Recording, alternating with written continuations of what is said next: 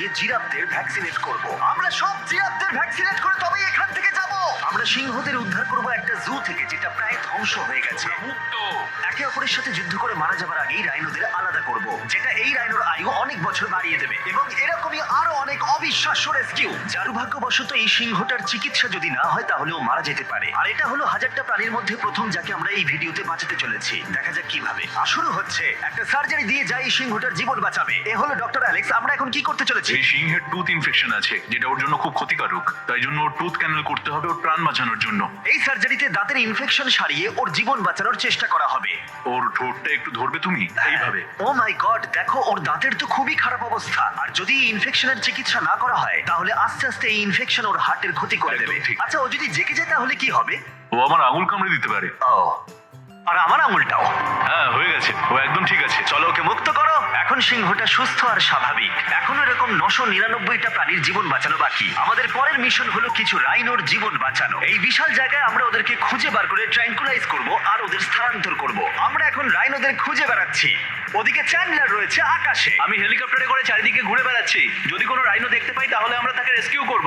এখানে শক্তিশালী রাইনোরা দুর্বল রাইনোদের তাড়িয়ে দেয়, কিন্তু যেহেতু এই এলাকার চারপাশটা বেড়া দিয়ে ঘেরা আছে তাই দুর্বল রাইনোরা এখান থেকে কোথাও যেতে পারে না, আর তার ফলে ওদেরকে মেরে ফেলা হয়। একদমই তাই। তাই প্রথমে আমরা ওদেরকে ঘুম পাড়াবো আর তারপর ওদেরকে এমন একটা জায়গায় নিয়ে যাবো যেটা ওদের নিজস্ব জায়গা হবে, যেখানে ওরা বেঁচে থাকার জন্য পর্যাপ্ত খাবার আর জল পাবে। তার ফলে ওরা শক্তিশালী হবে। চলো আমরা কি ওখানে রেস্কিউ করি? ঠিক আছে, ও রাইনো দেখতে পেয়েছে। চলো চলো চলো। আমার কাছে ট্র্যাঙ্কুলাইজার গান আছে, আমি এটা মেরে ওকে ঘুম পাড়িয়ে দেবো যাতে আমরা ওকে সুরক্ষিতভাবে ধরতে পারি।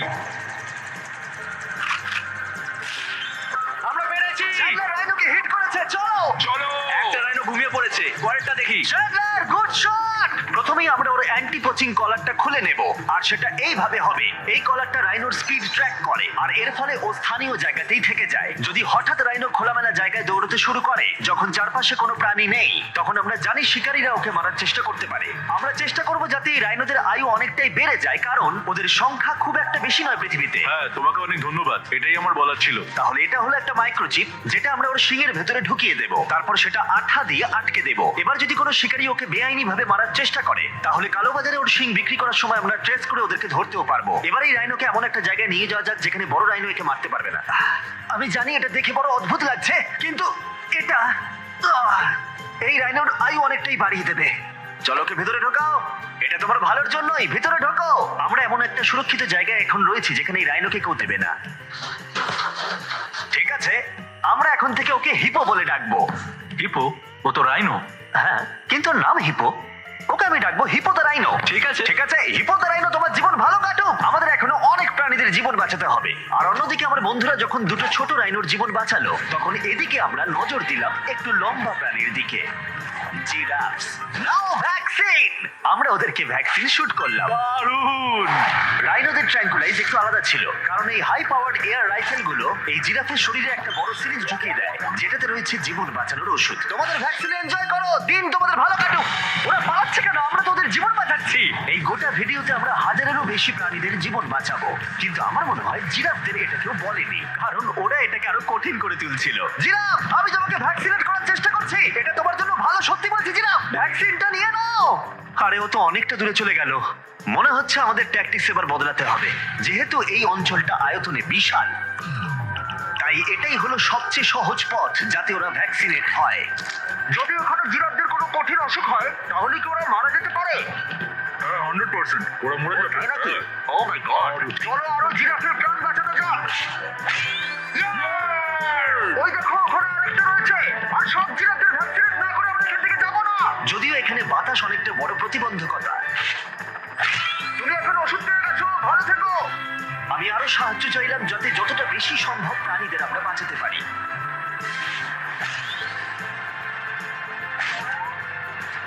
আমি 5টা জিরাফ দেখতে পাচ্ছি, ওদের ভ্যাকসিন হয়নি। আর 4টে জিরাফের ভ্যাকসিন বাকি। 3টে জিরাফের বাকি। ইয়ে! শেষের জন্য একদম সামনে আছে। ইয়ে! দেখো, 5 জনকে দেওয়া হয়ে গেল। আমরা ওদেরকে শুট করছি, যদিও আমরা ওদেরকে মারছি না, ওদের জীবন বাঁচাচ্ছি। ঠিক জায়গায় লেগেছে। যখন আমরা ওখান থেকে বেরোলাম তখন প্রায় 70টা জিরাফের ভ্যাকসিনেশন হয়ে গেছে। 74টা প্রাণীর জীবন বাঁচানো হলো। আমরা দেখতে পাচ্ছিলাম আমাদের প্রচেষ্টা ক্রমশই কঠিন হচ্ছে। হ্যাঁ ওটাই তো, একদম সুস্থ হয়ে গেছে। ভাই, কে জানতো জিরাফদের ভ্যাকসিনেশন করা এতটাই মজাদার হতে চলেছে। কিন্তু এখনো আমাদের প্রচুর প্রাণীদের জীবন বাঁচানো বাকি রয়েছে। তাই আমরা সাউথ আফ্রিকায় কাজ সম্পূর্ণ করে চলে গেলাম ইউক্রেনে, যেখানে যুদ্ধ জুগুলোকে ধ্বংস করে দিয়েছে, যেখান থেকে লায়নদের উদ্ধার করে মেকশিফট শেল্টারে রাখা হয়েছে। কিন্তু যেহেতু এখনো যুদ্ধের আশঙ্কা রয়েছে, আমরা ওদেরকে অন্য জায়গায় উড়িয়ে নিয়ে যাব। তাই আমরা এই বিশাল কার্গো প্লেনটা নিয়ে এসেছি, যাতে আমরা ইউক্রেনের সীমানার বাইরে এই প্রাণীগুলোকে উড়িয়ে নিয়ে যেতে পারি। ওরা এই প্লেনটা দখল করে নিয়েছে, এখানে আর কোনো সিট নেই। 3টে লায়নই এই প্লেনে ফার্স্ট ক্লাস টিকিট পেয়েছে। আর ওয়াইল্ড লাইফ কনজারভেশনিস্ট অ্যান্থনি পেনিস্টনের সাহায্যে আমরা ওদেরকে 7000 মাইল দূরে সাউথ আফ্রিকায় উড়িয়ে নিয়ে গেলাম, এই অভয়ারণ্যে, যার নাম লায়ন ওয়াচ, যেখানে লায়নরা প্রায় 14 একর মুক্তাঞ্চলে স্বাধীনভাবে ঘুরে বেড়ায়। ওইখানে একটা বিশাল বড় বাঘ রয়েছে। আর ম্যাচ, ওটা একটা সিংহ। ও আচ্ছা, গেটটা বন্ধ করো। অ্যান্থনি প্রথম লায়নকে মুক্ত করবার পরে বাকি দুটো লায়নকে মুক্ত করতে হবে ম্যাচকে।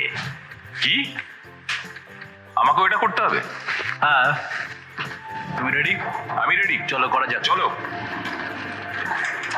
ও মুক্ত। এই লায়নরা এখন যুদ্ধের বিপদ থেকে সম্পূর্ণ মুক্ত, আর ওরা স্বাধীনভাবে এখন আফ্রিকার জঙ্গলে ঘুরে বেড়াতে পারবে। এর পাশাপাশি সমস্ত প্রাণীদের জীবন বাঁচানোটাই গুরুত্বপূর্ণ। এই ভিডিওটা সম্পূর্ণ হবে না যদি না আমরা 100টা কুকুরের জীবন বাঁচাতে পারি। বেশিরভাগ ডগ শেল্টার গুলোই প্রায় ভর্তি, আর যদি এখানে ওরা দীর্ঘ সময় ধরে নিজস্ব বাড়ি না পায়, তাহলে ওরা জায়গার অভাবে একে অপরকে মেরে ফেলতেও পারে। প্রতি 5 মিনিট অন্তর একটা করে কুকুর এই অ্যানিমাল শেল্টার গুলোর মধ্যে মারা যায়। তাই এখনই আমরা 100টা কুকুরের অ্যাডাপ্টেশনের ব্যবস্থা করব। কেমন আছো বলো? হ্যাঁ, ভালো ও আছি। হেই, তোমাকে আমার পছন্দ হয়েছে। তাহলে তুমি কুকুর নেবে? কি ধরনের কুকুর তোমরা খুঁজছো? আমরা একটা ছোট্ট বাচ্চা খুঁজছি। ও, একটা ছোট্ট কুকুর। দেখো, ও তোমার কাছে আসতে চাইছে। পছন্দ হয়েছে? পাপ্পিকে হাই করো। তাহলে একে তোমরা অ্যাডাপ্ট করছো? হ্যাঁ। তুমি এই কুকুরটার সাথে রোজ খেলবে তো? হ্যাঁ। আর ওকে খুব ভালোবাসবে? কথা দাও। ঠিক আছে, একটা হলো, আরো 99টা বাকি রয়েছে। আসলে তোমরা হয়তো জানো না, কিন্তু একটা কুকুরের স্বাস্থ্যের যত্ন নেওয়াতে অনেকটাই টাকার প্রয়োজন পড়ে, আর দুর্ভাগ্যবশত কিছু মানুষ সেটা অ্যাফোর্ড করতে পারে না। ওকে ভালো লেগেছে। হাই। আর সেই জন্যই আমি একটা গুড নিউজ ওদেরকে শোনাতে চাই। এখানকার প্রত্যেকটা কুকুরের মতোই এর মেডিকেলের খরচ আর এর অ্যাডপশনের ফি তোমাদের দিতে হবে না। Oh wow. হ্যাঁ, তোমরা একে সম্পূর্ণ বিনামূল্যে বাড়ি নিয়ে যেতে পারো। Oh my god. Thank you. Thank you. এটা দেখতে সত্যিই খুব দারুণ লাগে যে অনেক কুকুর তাদের নিজেদের বাড়ি খুঁজে পাচ্ছে।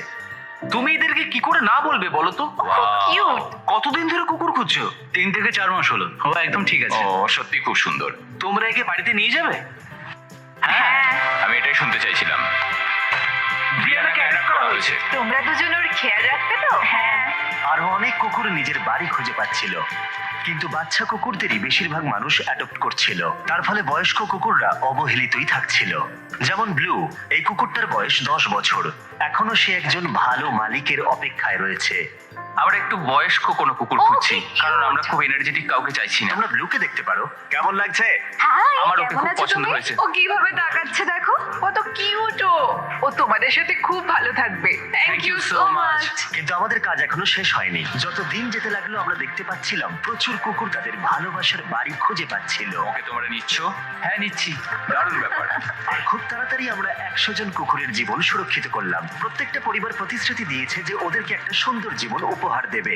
এরপরে আমরা এক্সোটিক মিনিয়েচার হর্সদের জীবন সুরক্ষিত করলাম, কারণ এই সমস্ত ছোট ঘোড়াদের নিলামে বিক্রি করা হয় এদের মাংস খাবার জন্য। আর আমি দুঃখিত, কিন্তু এই সমস্ত মিষ্টি প্রাণীদের আর আমি এভাবে মরতে দেব না, তাই আমি এদেরকে কিনে নিয়েছি। আর আমরা এই প্রত্যেকটা ঘোড়াকে ওদের বাড়ি খুঁজে দেব। এক্সকিউজ মি, সব ঘোড়াগুলো এখানে রয়েছে।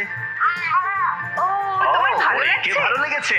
তোমাদের আরো ঘোড়া চাই? না, আমার কাছে বাড়িতে একটা আছে। তার মানে ও, তোমরা ঘোড়া অ্যাডপ্ট করছো এর জন্য? একদমই তাই। ও তাই নাকি? যাতে ও বড় হয়ে ঘোড়ায় চাপতে পারে। ও, তোমার পছন্দ হয়েছে? খুব ভালো। একে কারোর অপছন্দ কি করে হতে পারে? আমি চাই এবার ঘোড়াগুলো নিজেরাই ডিসিশন নিক যে ওরা গাড়িতে উঠবে কিনা। দেখি, একটু চেষ্টা করি। আমি তোমাদের 10,000 করে দেবো যদি তোমরা গাড়িতে ওঠো। ও, এটা দেখো, ওদের দেখো। এটা দেখো, এটা কাজ করেছে। তোমরা এখানে একজনকে অ্যাডপ্ট করতে এসেছিলে, আর এখন দুজনকে নিয়ে যাচ্ছ। একে পটেটো চিপসের মতো দেখতে। এদের খাওয়া যাবে না। ঠিক বলেছো। আসলে আমি আরেকটাকে বাড়ি নিয়ে যেতে চাই না, কিন্তু তাও আমি না বলবো না। তাহলে কি তোমাদের আরেকটা লাগবে? না, আসলে 2 সপ্তাহ আগে এরা প্রায় বলি হতে